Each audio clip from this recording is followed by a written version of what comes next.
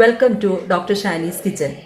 ഇന്ന് ഞാൻ വന്നിരിക്കുന്നത് ഒരു നാടൻ ചായക്കട സ്റ്റൈലിലുള്ള ഒരു പഴംപൊരിയുടെ റെസിപ്പിയുമായിട്ടാണ്. സാധാരണ നമ്മൾ പഴംപൊരി തയ്യാറാക്കുന്നത് മൈദ ഉപയോഗിച്ചാണ്.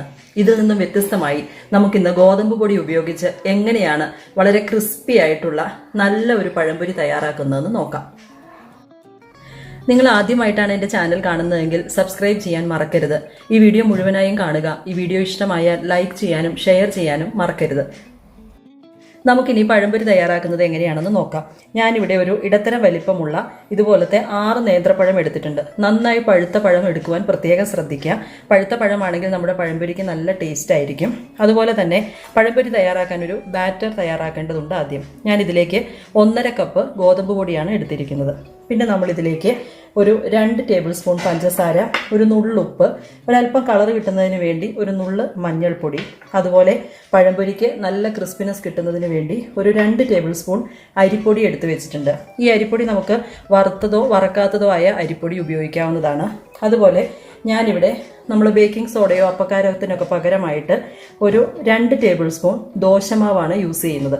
നമുക്കിതെല്ലാം കൂടെ ഒരല്പം വെള്ളം ചേർത്ത് മിക്സ് ചെയ്ത് 1 മണിക്കൂർ റെസ്റ്റ് ചെയ്യാനായിട്ട് വെക്കാം. ഒരു വലിയ ബൗളിലേക്ക് എടുത്തു വെച്ച 1.5 കപ്പ് ഗോതമ്പ് പൊടി ഇട്ടിട്ടുണ്ട്. നമുക്കിനി ഇതിലേക്ക് എടുത്തു വെച്ചിരിക്കുന്ന ഒരു നുള്ള് മഞ്ഞൾപ്പൊടി ചേർത്ത് കൊടുക്കാം. ഒരു നുള്ള് ഉപ്പ് ആഡ് ചെയ്യാം.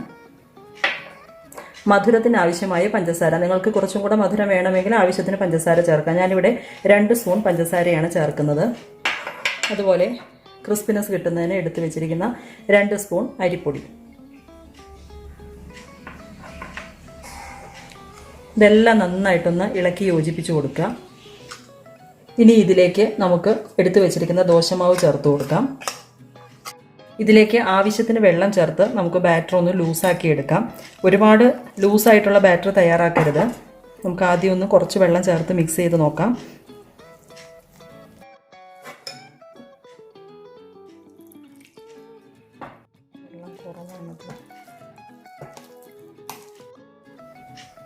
നമ്മുടെ ബാറ്റർ ഇവിടെ റെഡി ആയിട്ടുണ്ട്. ഏകദേശം ഇതുപോലൊരു കൺസിസ്റ്റൻസി ആയിരിക്കണം, ഒരു സെമി തിക്കായിട്ടുള്ളത്. ഒത്തിരി ലൂസായിട്ടുള്ള ബാറ്റർ ആണെങ്കിൽ നമ്മൾ പഴം ഇതിനകത്ത് ഡിപ്പ് ചെയ്ത് കഴിയുമ്പോൾ മാവ് അതിലൊട്ടും പിടിക്കുകയില്ല. അതുപോലെ തന്നെ ഒത്തിരി കട്ടി ഉണ്ടെങ്കിൽ അത് വളരെ കട്ടിയായിട്ടിരിക്കുന്ന പോലെ തോന്നും. നമ്മുടെ മാവ് ഇനി നമുക്കൊരു 1 മണിക്കൂർ റെസ്റ്റ് ചെയ്യാനായിട്ട് വെക്കാം. നമുക്ക് പഴംപൊരിക്ക് ആവശ്യമായ പഴം എങ്ങനെയാണ് സ്ലൈസ് ചെയ്തെടുക്കുന്നതെന്ന് നോക്കാം. ഞാനിവിടെ ഒരു ഇടത്തരം വലിപ്പമുള്ള പഴമാണ് എടുത്തിരിക്കുന്നത്. പഴംപൊരിയുടെ വലിപ്പമൊക്കെ നിങ്ങളുടെ ഇഷ്ടത്തിനനുസരിച്ച് ചെയ്യാം. നമുക്ക് ഈ തൊലി കളഞ്ഞെടുക്കാം. ഈ പഴത്തിൻ്റെ 2 സൈഡും ചെറുതായിട്ടൊന്ന് കട്ട് ചെയ്ത് മാറ്റാം. നമുക്ക് പഴംപൊരി ഉണ്ടാക്കുമ്പോൾ പഴം സ്ലൈസ് ചെയ്യുമ്പോൾ ഒരു ഷേപ്പ് കിട്ടുന്നതിന് വേണ്ടിയാണ് ഇങ്ങനെ ചെയ്യുന്നത്. ഞാൻ ഈ ചെറിയ പഴം ആയതുകൊണ്ട് തന്നെ ഇതൊരു 3 സ്ലൈസ് ആയിട്ടാണ് ഇവിടെ എടുക്കുന്നത്. നീളത്തിൽ തന്നെ ഇങ്ങനെ സ്ലൈസ് ചെയ്ത് കൊടുക്കാം.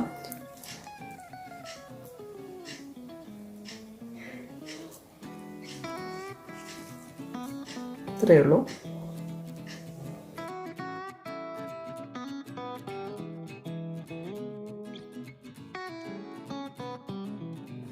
നമ്മുടെ ബാറ്റർ ഇവിടെ 1 മണിക്കൂറായി ഞാനിത് വെച്ചിട്ട് നമുക്കിനി പഴംപൊരി ഉണ്ടാക്കാൻ തുടങ്ങാം.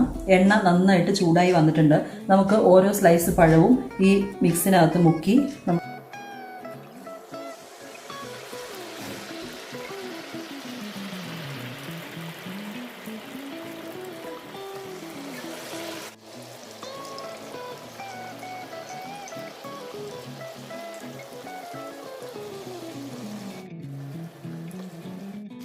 നമുക്ക് ഈ പഴംപൊരി 2 സൈഡും ഒരുപോലെ തിരിച്ചു മറിച്ചു വിട്ട് നന്നായിട്ട് അത് ഫ്രൈ ചെയ്തെടുക്കണം. നല്ലൊരു ഗോൾഡൻ കളറാകുമ്പോൾ നമുക്കിത് എണ്ണയിൽ നിന്ന് എടുത്തു മാറ്റാം. നമ്മൾ മൈദ വെച്ച് പഴംപൊരി തയ്യാറാക്കുമ്പോൾ അത് എണ്ണയിലേക്ക് ഇടുമ്പോൾ തന്നെ മാവ് വേഗം തന്നെ ഒരു ഗോൾഡൻ കളറിലേക്ക് വരും. പക്ഷേ ഗോതമ്പ് പൊടി വെച്ച് ചെയ്യുമ്പോൾ ഒരല്പം താമസമാണ്. മാവ് നന്നായിട്ട് വെന്ത് വരാൻ ഒരല്പം സമയമെടുക്കും.